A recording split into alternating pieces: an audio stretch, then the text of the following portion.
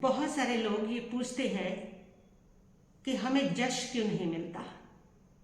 हम सबका बहुत अच्छा करते हैं लेकिन फिर भी हमें जश नहीं मिलता, उसका श्रेय नहीं मिलता।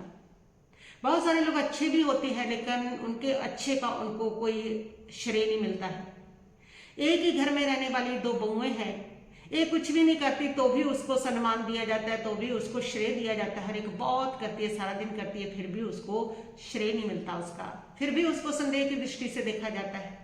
दो भाइयों में भी ऐसा अंतर आ जाता है कि एक भाई को कुछ नहीं कर रहा तो भी श्रेय है, तो भी सम्मान है, तो भी प्यार है, और दूसरा जो है वो सारा दिन काम करता है तो भी उसको उसका श्रेय नहीं मिलता है। बहुत लोग इस समस्या से जूझते हैं कि बहुत किया उन्होंने लेकिन उनको जश नहीं मिला। लोग कहते हैं मैंने पूरे परिवार का बहुत किया लेकिन मुझे जश नहीं मिला। मेरे छोटे छोटे भाई बहन थे, मैंने उन सबका किया, सबको सेट किया, सबका शादी विवाह किया, लेकिन मुझे कोई श्रेय नहीं दिया जाता, कोई सम्मान नहीं मिला, कोई जश नहीं मिलता है। मैंने समाज का किया, कोई जश नहीं मिला। ये जश क्यों नहीं मिलता है? क्या कहते हैं जैन आगम इसके बारे में? जैन आगम कहते हैं कि जश कोई पुरस्कार नहीं है जो कोई आपको दे देगा। जश आपके सूक्ष्म कर्म का फल है, और जश आकस्मिक भी नहीं है, कि संयोग भी नहीं है कि वो आपको मिल जाएगा। ये सिर्फ और सिर्फ आपके कर्म का गणित है। जिसके जश नाम कर्म का बंध हुआ है उसको जश मिलता है, और जिसके अपजश नाम कर्म का बंध हुआ है उसको जश नहीं मिलता है।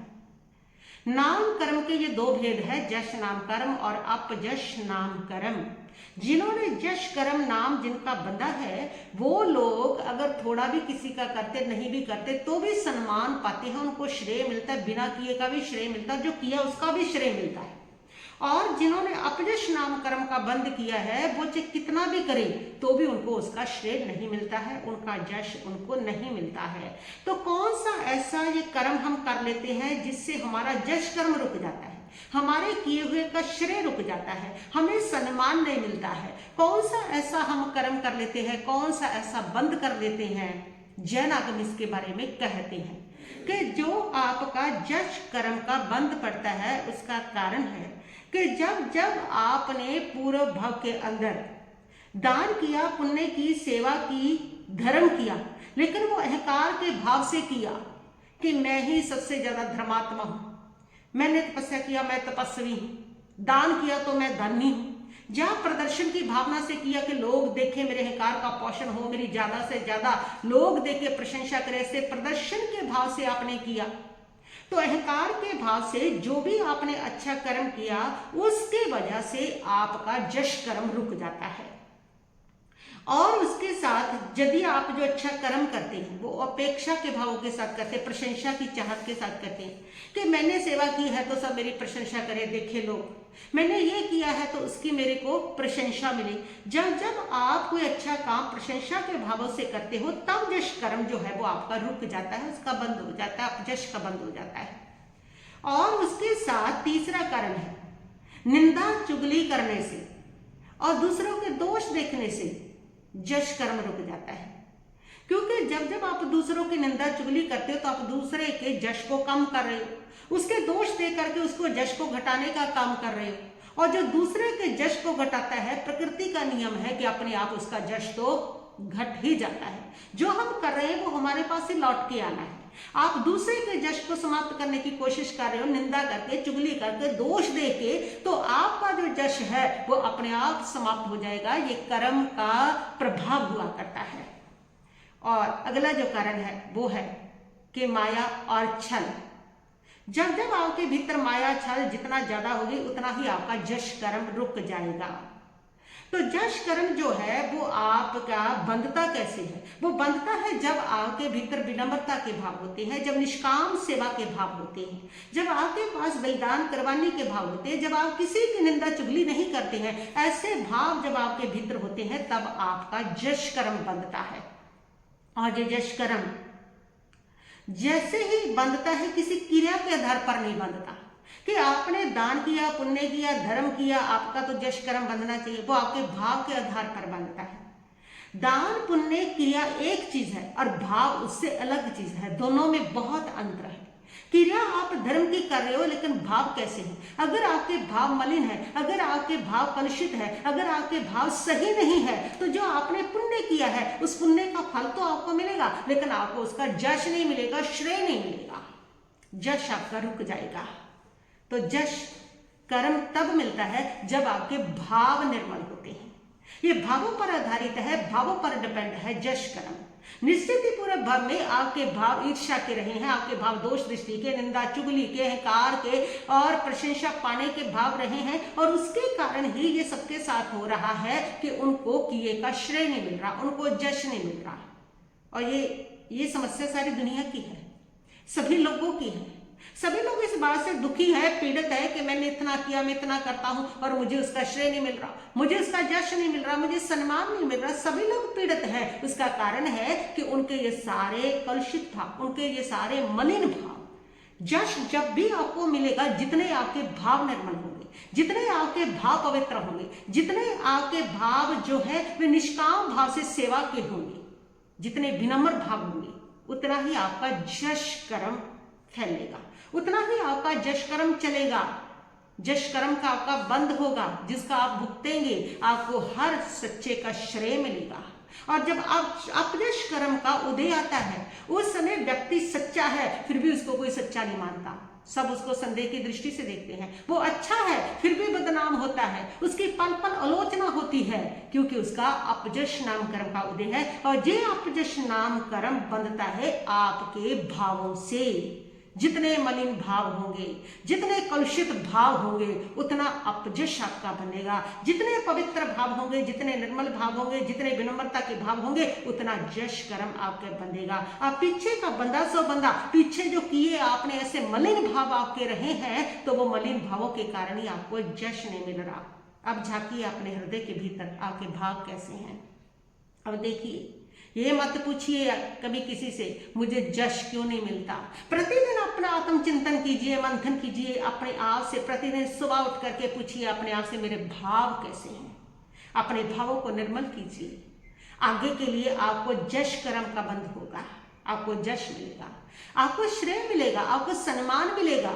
अपने भावों को निर्मल कीजिए, आगे तो आगे मिलेगा ही मिलेगा। अगर आप अपने भावों को निर्मल रखते हैं, निंदा चुगली से हट जाते हैं और उसके साथ किसी का दोष नहीं देखते हैं, विनम्रता के भाव रखते हैं, सरलता के भाव रखते हैं, निष्काम भाव से सेवा करते हैं, किसी भी अच्छे की प्रशंसा का भाव नहीं रखते हैं, ऐसा भाव रखते हैं, तो कुछ ही सालों में, इसी जन्म में भी आपके जीवन में परिवर्तन आ सकता है कि आपका यश फैलने लग सकता है, आपको सम्मान मिलने लग जाएगा, आपको यश मिलने लग जाएगा। इसलिए यहां तक भी कहा गया है, जो भी आपके जीवन में अपयश आ रहा है ना, तो वो अपयश भी एक तपस्या है। और बहुत सारे ऋषि मुनि संत तो ऐसे हुए हैं जो जानबूझ करके ऐसी स्थितियां क्रिएट करते हैं कि उनको अपयश मिले, और उस अपयश को तपस्या समझ करके समता के भाव से रखते हैं और अपने सारे कर्मों को काट लेते हैं। ये तपस्या है यदि आप समता रख लो तो। और भगवान महावीर स्वामी तो स्पेशल अनार्य देशों में गए थे ताकि वहां पर जो लोग हैं वो उनका अपमान करें, उनको मारे पीटे और उनको दिक्कत करे। ऐसी जगह पर गए थे जहां हिंसक लोग थे, जो धर्म कर्म को नहीं समझते थे, और वो भगवान महावीर स्वामी का अपमान करते थे, उनको मारते थे, गाली गलौज करते थे और इस प्रकार उनको उपदेश देते थे। और भगवान महावीर स्वामी समता से सारे कर्मों को काट करके केवल ज्ञानी बने। तो ये अपयश अगर आपको मिल रहा है तो ये आपकी तपस्या है, इसको आप तपस्या समझ लीजिए। इसलिए आप अपयश मिल रहा है तो उसको रोइए मत, कल्पिए मत, मन को संकलेश में मत लेकर के आइए। अगर आप मन को संकलेश में लेके आएंगे तो ये आपका कर्म और बढ़ जाएगा, अपयश और गहरा होता चला जाएगा, क्योंकि ये कर्म आपके मलिन भावों से बंधा था। और वही मलिन भाव अब आपके चल रहे हैं कि मेरे को अपयश मिल रहा है, ऐसा मिल रहा है, मेरे को श्रेय नहीं मिल रहा, तो वो कर्म कटेगा नहीं, बल्कि आपका कर्म और गहरा होता चला जाएगा। और किसी को दोष मत दीजिए कि उसकी वजह से हुआ है, नहीं, ये आपके कर्म का गणित है, आपके कर्म का परिणाम है। आपके कर्म की वजह से सामने वाला व्यक्ति वैसा हो जाता है। आपके साथ रहने वाले लोग जो हैं उनको दोष मत दो। हम करते यही हैं कि अगर हमें कोई श्रेय नहीं मिल रहा, असफलता मिल रही है, सम्मान नहीं मिला, यश नहीं मिला, तो जो साथ में रहते लोग हैं ना, हम उन्हीं को दोष देते हैं। दोष उनका नहीं है, दोष आपके कर्म का है, दोष आपके उन भावों का है जिसको आप पवित्र ना रख सके, जिसको आपने मलिन कर लिया। दोष उन भावों का है, उन व्यक्ति का नहीं। वह व्यक्ति तो बेचारे बलि के बकरे के समान हो गए हैं कि आपके शुभ कर्म की वजह से जितने साथ में लोग रह रहे हैं, उनकी मानसिकता, उनकी बुद्धि, उनका व्यवहार, उनका कर्म आपके प्रति वैसा हो जाएगा। और अगर आपके शुभ कर्म का उदय है तो उनकी बुद्धि, उनकी सोच, उनका व्यवहार आपके लिए वैसा हो जाएगा। और जब तक आपका शुभ कर्म चल रहा है तब तक उनका व्यवहार वैसा होगा, और शुभ कर्म आपका खत्म हो गया, शुभ चल पड़ा तो उनका व्यवहार वैसा हो जाएगा। और तब आप कहते हो कि लोग गिरगिट की तरह से रंग बदलते हैं। ये गिरगिट की तरह से रंग कर्म बदलता है आपका, और लोग इसलिए वैसे ही हो जाते हैं जैसा आपका कर्म होता है। आपके साथ रहने वाले लोगों का कोई दोष नहीं है। आपके साथ रहने वाले लोग जो आपको जश नहीं दे रहे, कुछ नहीं दे रहे, वो आपके कर्म का प्रभाव है। आपका कर्म उनको भी प्रभावित कर रहा है कि उनके माध्यम से वो आपका कर्म आपको किस प्रकार मिले। खुद अपना अपजश कैसे करोगे? कोई तो चाहिए ना। तो कर्म किसी ना किसी को तो पकड़ते हैं। जो साथ में रहते हैं उनके माध्यम से आपसे वैसा व्यवहार कराया जाता है जिससे आपको अपने उन अशुभ भावों का, उन कर्मों का आपका भुगतान हो सके और आपके कर्मों का आपको फल मिल सके। इसलिए उनसे शिकवे गिले मत कीजिए। जो साथ में रहते लोग हैं उनका कोई दोष नहीं है, और इसके साथ ही जैसे ही आपका शुभ कर्म बदलता है तो वो बदल जाते हैं। और इसलिए लोग कहते हैं कि जब मेरा स्टार चढ़े थे, जब मेरा भाग्य का उदय हुआ था, तब ये सारे लोग, इनका व्यवहार ये अलग था और सब ऐसे मेरे आगे पीछे दौड़ते थे, और आज अगर मेरा भाग्य बिगड़ गया, आज मुझ पर गरीबी आ गई, तो ये सारे लोग बदल गए। ये लोग नहीं बदले, ये आपके कर्मों ने बदला।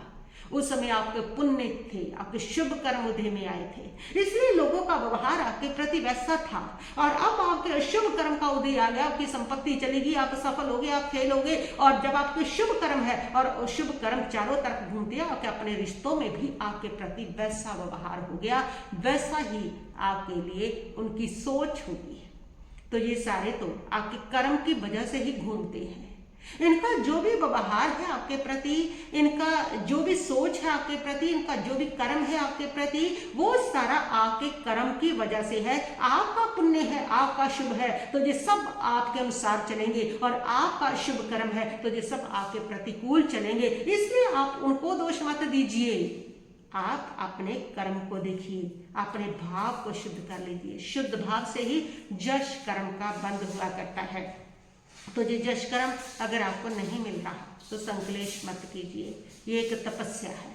समता रख लीजिए, समता से ये जश कर्म, आपका जो अपजश कर्म है वो कट जाएगा। समता रख लीजिए, और उस समता से ये कर्म आपका समाप्त हो जाएगा, आपकी तपस्या का मौका मिल जाएगा। इसके साथ साथ अनंत कर्म समता से समाप्त हो जाएंगे, और ऐसे ही ये कर्म काटा जा सकता है, क्योंकि आपने कलुषित भाव से बांधा था, अब निर्मल भाव से, समता के भाव से इसको काट सकते हैं। जिस भाव से बांधा है उसी के ऑपोजिट भाव से आप इसको समाप्त कर सकते हो। भाव से बंधा है तो भाव से ही कटेगा, इसलिए अपने भाव पर ही ध्यान देना होगा कि आपके भाव कैसे हैं। और अगर आप चाहते हो कि आपके जश कर्म का उदय हो, आपको सम्मान मिले, जश मिले, मान मिले, तो आज से ही अपने भाव शुद्ध रखें, अपने भाव निर्मल रखें, अपने भावों को मलिन मत होने दें। आपके भीतर हो विनम्रता के भाव। जो अपने आप को छोटा मान लेता है, संसार उसको बड़ा मान लेता है। ये विनम्रता के भावों का महान संकेत है, महान परिणाम है। जो अपने आप को छोटा मान लेता है, लोग उसको बड़ा मान लेता है। तो इसलिए विनम्र, जितने विनम्रता के भाव रख सकते हैं विनम्र। और कोई भी अच्छा काम करके उसकी प्रशंसा की चाह मत रखें कि लोग मेरी प्रशंसा करें। जितनी प्रशंसा की चाह रखोगे उतनी ही वह चाह के मलन भाव आपसे दूर भागेगी प्रशंसा। और लोग थोड़ा सा अच्छा काम करते हैं, प्रशंसा की वजह से करते हो। अगर तुम शुभ भी प्रशंसा की वजह से कर रहे हो तो शुभ तुम्हारे जीवन में आएगा क्यों? वो शुभ पुण्य भी तुम्हारे लिए पाप बन जाएगा जब तुम उस पुण्य को प्रशंसा के भाव से करते हो कि मुझे प्रशंसा मिले। किसी की निंदा, किसी की चुगली, किसी के दोष देखने के लिए मलिन भाव हटाइए, आपका जश कर्म बंधेगा और उससे आपको मान सम्मान यश मिलेगा। इसलिए यदि आपको यश नहीं मिल रहा, श्रेय नहीं मिल रहा, तो इसका कोई भी कारण नहीं है, ना दुनिया कारण है और ना ही कोई भीड़ आपको ये दे सकती है और ना ही कोई अपने रिश्तेदार कारण है। इसके पीछे भगवान ने कहा है, आगम कहते हैं कारण है, तो आपका अपयश नाम कर्म कारण है। आपके यश कर्म रुका हुआ है। क्यों?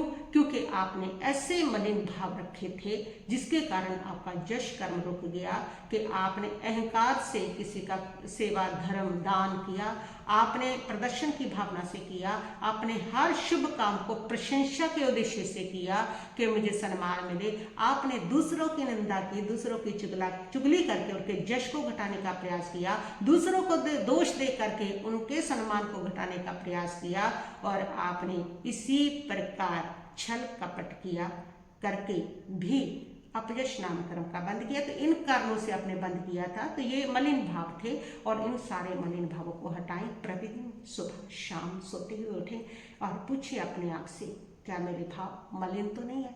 ये मत पूछो रात को बैठ करके, ये मत सोचो, ये मत चिंता करो, ये मत तनाव लो, ये मत आत्मरोधक ध्यान करो कि मैं सबका अच्छा करता हूँ मुझे यश नहीं मिलता, हाय मैं सबका अच्छा करता हूँ मुझे यश नहीं मिलता। ये मत करो। ये करोगे तो ये तुम्हारा अपयश और कर्म गहरा होता जाएगा। क्या करना है? बस इतना करना है, सुबह शाम जब भी पूछो, ये नहीं मुझे यश क्यों नहीं मिलता, मुझे श्रेय क्यों नहीं मिलता, ये क्या मेरे भाव निर्मल है, क्या मेरे भाव पवित्र है, मैं अपने भावों को निर्मल और पवित्र कर सकूं। बस यही पूछते जाना। जितना पूछोगे उससे उतने ही भाव आपके निर्मल और पवित्र होने लगेंगे। जितना पूछोगे, जितना बार बार पूछोगे, उतने ही भावों को निर्मल पवित्र होना पड़ेगा। वो भीतर से अपने आप उठने लगेंगे, अपने आप जागृत होने लगेंगे। इसलिए जब जब जीवन में ये सवाल आए कि मैंने अच्छा किया था, मुझे यश क्यों नहीं दिया गया, मैंने बढ़िया की, मैंने सबकी सेवा की, मुझे श्रेय क्यों नहीं मिला, जब जब ये सवाल आए, इस सवाल को धक्का मार के निकाल देना और वहां से पूछना कि मेरे भाव कैसे हैं, मेरे भाव कैसे हैं, और उन भावों को निर्मल कर लेना। बस वही निर्मल बने हुए भाव आपको वो कर्म ऐसे बरसेगा वरदान बन करके कि आपके जीवन में यश होगा, सम्मान होगा, आपके अच्छे किए का आपको श्रेय होगा। तो इस प्रकार अगर आप यश है, सम्मान नहीं मिल रहा, तो उसको फिर कहती है एक बार कि अपनी तपस्या समझे। वो तपस्या से आपका अपयश नाम कर्म अपने आप कट जाएगा। अगर आप समता से उसको सहन करते हो, समता से उसको स्वीकार करते हो, प्रसाद के रूप में उस अपयश को, उस असम्मान को, उस नहीं मिले हुए श्रेय को वरदान के रूप में, प्रसाद के रूप में बस उसको समता से स्वीकार करने, और ये आपकी समता से स्वीकार किया एक तपस्या, ऐसी तपस्या होगी जो आपके अपयश नाम कर्म को काट करके रख देगा, समाप्त करके रख देगा। बस इतना ही कहती है मैं अपने वक्तव्य की पर स्थगित करती हूँ। ओम शांति शांति।